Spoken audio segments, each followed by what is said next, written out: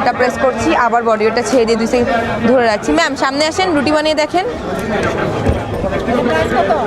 Ma'am একটা আছে 2200 টাকা, একটা আছে 3500 টাকা।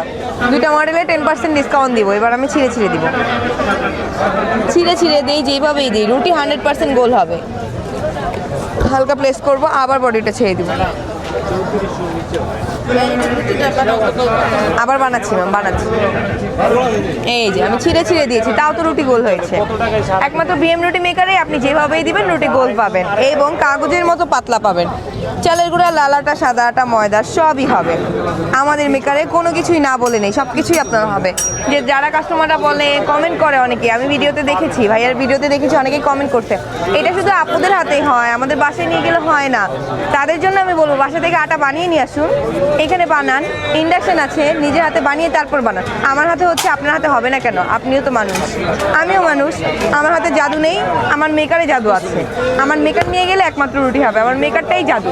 আপনি 500 টাকার রুটি মেকার নিয়ে যান, আমি বলবো 500 টাকার রুটি মেকারটাই নিয়ে যান। নিয়ে গিয়ে প্রতারিত হয়ে তারপর বছর খানেক পরে আমার কাছে আসেন, আমি আমার ভিজিটিং কার্ডটা তাদেরকে দিয়ে দিই। ম্যাম